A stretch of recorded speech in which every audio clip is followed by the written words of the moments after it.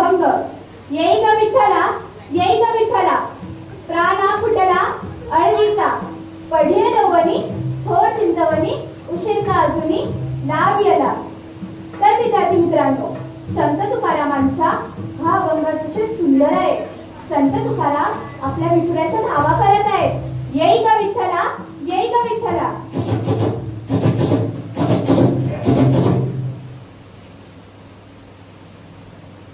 पढेल वनी थोर चिंतवनी. मी अत्यंत वाईट अवस्थेत आहे, वेदनेने त्रस्त झालो आहे.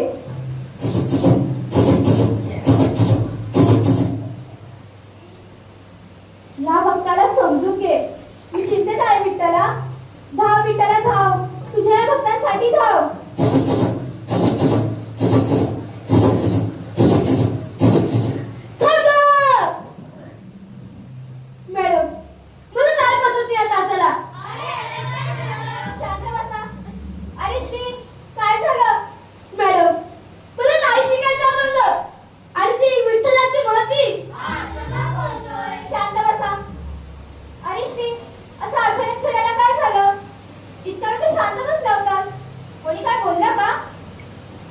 नाही, मला कुणी काय बोललं नाही. पण तो अभंग, त्यातले ते तुकाराम महाराज, त्या तुकाराम महाराजांनी केलेला विठ्ठलाचा धावा, तो देव, त्याची भक्ती, त्याच्या भक्ती खात्यात धावणार ते भक्त, आणि त्या भक्तांसाठी कधी मदतीला न येणारा तो विठ्ठल. हे सगळं ऐकलं राग येतो, चीड येते. शांत बसा. अरे श्री, असं चिडू नकोस. पंढरीचा विठ्ठल, त्याचे भक्त किती दूरवरून त्या दर्शनासाठी येतात, असं धावा करतात, आणि तो विठ्ठल कधीच त्याच्या भक्तांसाठी येत नाही. भक्त त्याच्या नावाचा पुकारा पण करतात, पण त्यांचा हस त्याला कधीच ऐकू येत नाही.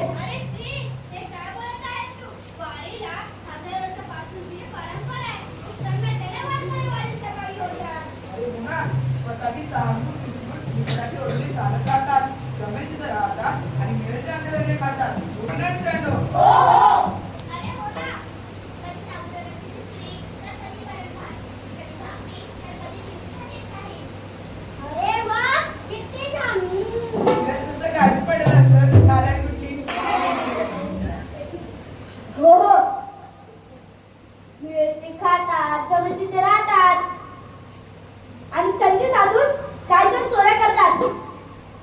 लोकांचे पैसे ठेवतात, पाकिट मारतात, वस्तू मिळवतात आणि स्वतःचे केस भरून पळून जातात. श्री, काय बोलतेस तू?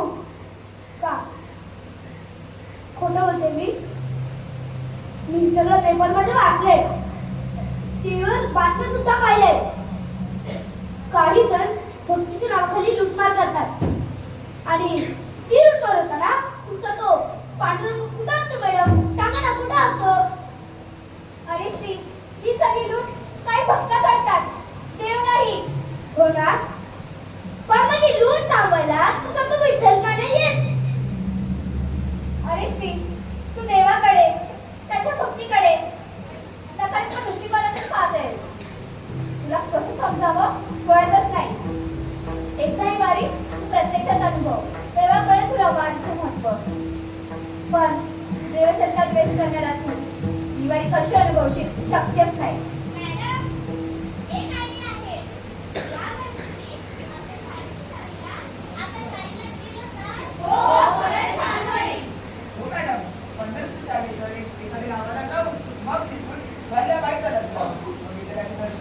आणि परत येऊ.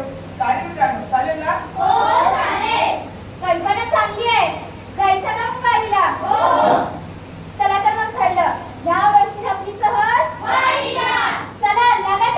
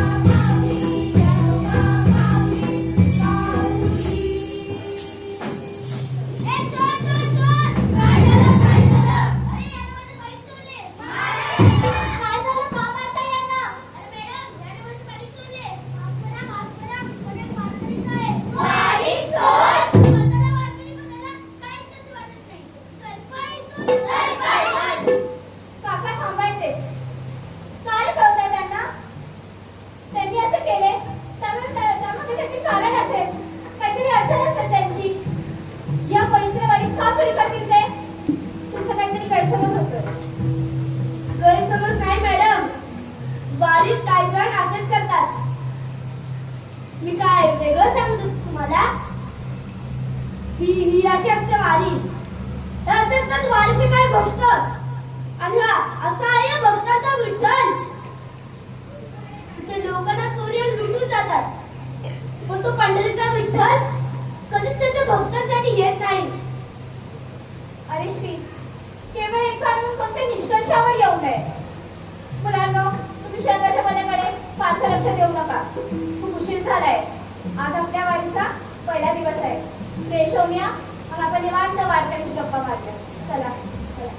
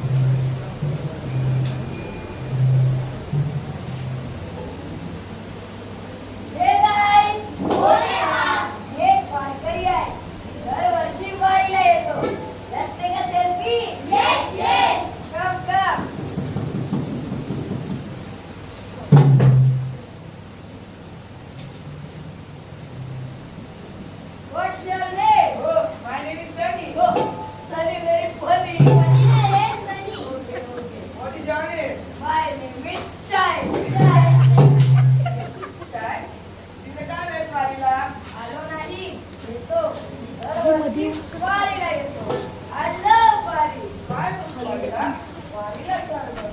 नाही गोविंदा.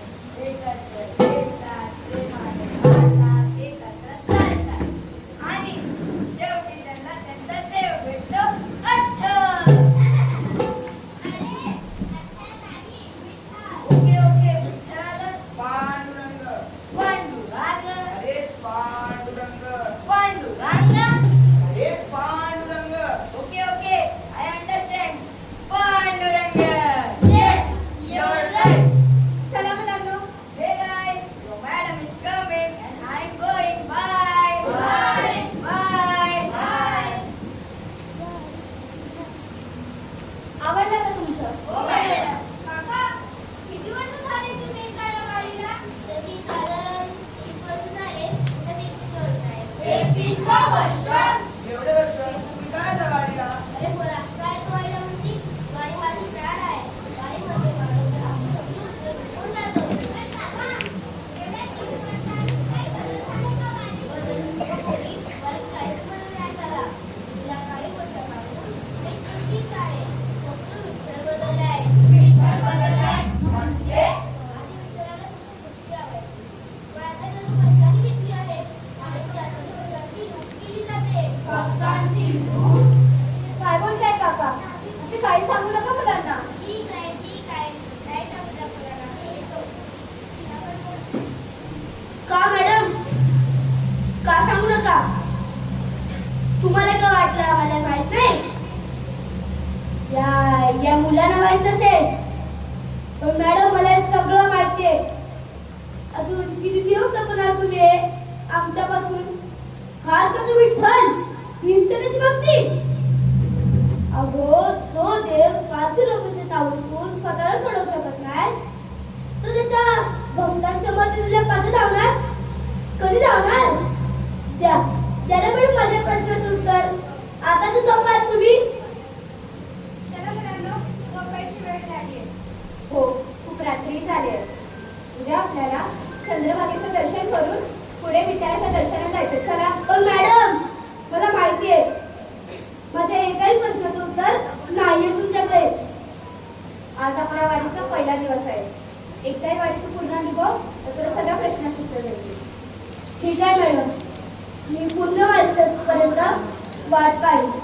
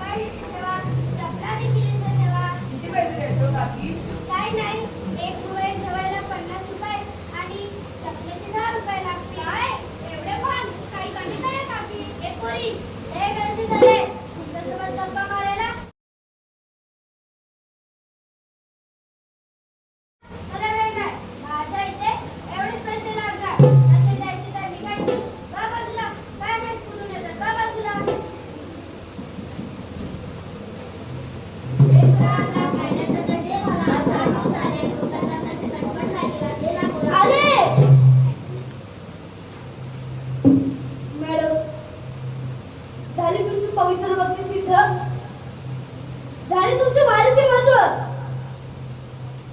या सगळ्याच आहे ना तुमचा विठ्ठल. चंद्रभागेच्या किनाऱ्यात आलेले अस्वच्छतेत हारवाले, फुलवाले, चप्पलवाले यांनी केलेले भक्तांचे रूप मारीत. या सगळ्यांसाठी तुमचा देव धावतो. त्याने लोकांकडून पैसे लुटायला मदत करतो. पण आता जे 3 टुकडे लोक तिथे भिका मागत होते त्यांच्यासाठी तो कधीही धावत नाही. मग कशाला पाहिजे तुमचा तो विठ्ठल? अरे श्री, आपल्या मदतीसाठी विठ्ठल येतो रे. फक्त आपल्याला ओळखता आला पाहिजे. नाही मॅडम, मुंबईवर 26/11ला ताज हॉटेलचा हल्ला झाला. हजार विधी अपराध केले पण तो विठ्ठल काही आला नाही. 26 जुलैला मुंबईत पूर आला. रातोरात शेकडो पेड़ आले. वक्तावलं नाही. आता काही वर्षांपूर्वी मला एक खिडक कोसळली. झोपेत मोठी माणसं, लहान मुलं सुद्धा माणसाच्या निघाला काढली. तेव्हा तू धावलं नाही. आणि या विठ्ठलाचं नावाचं जप करत चला कबरात माझ्या आई-बाबांनी प्राण सोडले. तेव्हा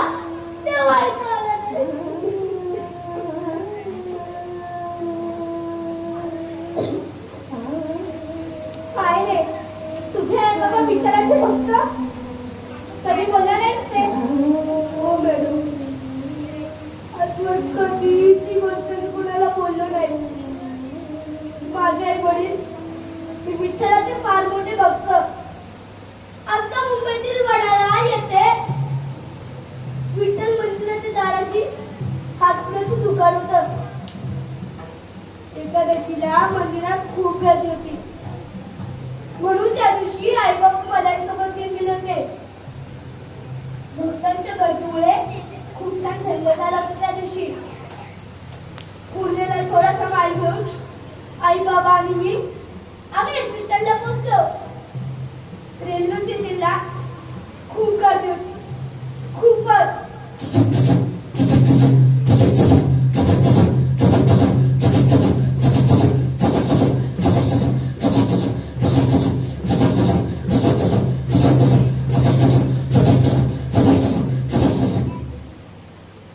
मी आणि माझे आई बाबा आम्ही कसे बसते गर्दीतून वाट काढत होतो.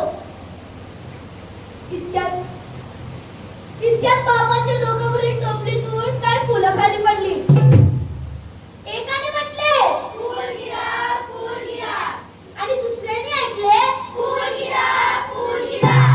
हे ऐकताच सर्व माणसं कैरामैरा धावू लागली.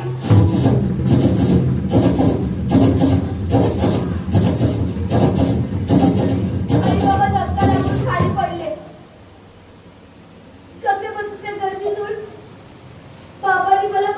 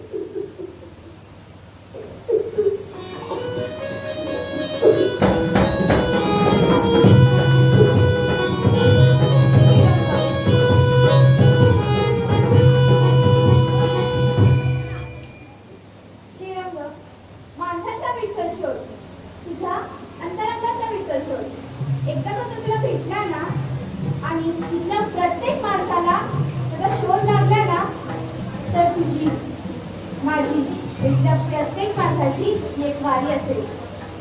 हो मॅडम, आता मला कळले की देव फक्त मंदिरात दगडात नसून माणसात आहे, आपल्या अंतरंगात आहे. मॅडम, वारीमध्ये असणाऱ्या वयोवृद्ध माणसाची सेवा करणारे, अंध अपंगांना मदत करणारे, डॉक्टरच्या रूपात मदत करणारे, सर्व दानमध्ये श्रेष्ठ असे अन्नदान करणारी ही लोक साधी माणसं नसून विठ्ठलाचे रूप आहे. या वारीमध्ये खरंच मी विठ्ठल अनुभवला आणि मला माणसांमध्ये देव आहे याचे महत्त्व पटले. तर श्रीरंग, समजले असेलच तुला की देव देवातच असतो असं नाही, तर तो माणसात असतो. फक्त तो आपल्याला ओळखता आला पाहिजे. पूर्वीच्या काळी होऊन गेलेले ज्यांनी सामान्य माणसाला ईश्वर भक्तीचा मार्ग दाखवला असे संत तुकाराम महाराज. वैज्ञानिक दृष्टिकोन असणारे ज्यांनी स्वच्छता अंधश्रद्धा निर्मूलन केले असे संत गाडगे महाराज. कुष्ठरोगांची सेवा करणारे, त्यांना तिमिरातून तेजाकडे नेणारे बाबा आपटे. हजारो अनाथ मुलांना आधार देणारी, त्यांचं पालन पोषण करणारी सिंधुताई सपकाळ. ही सगळी जण साधी माणसं नसून तर माणसाची देवच आहे. हो मॅडम, आता मला कळले की देव फक्त मंदिरात नसून माणसात आहे. चल जाऊया का मग विठ्ठलाच्या दर्शनाला? हो.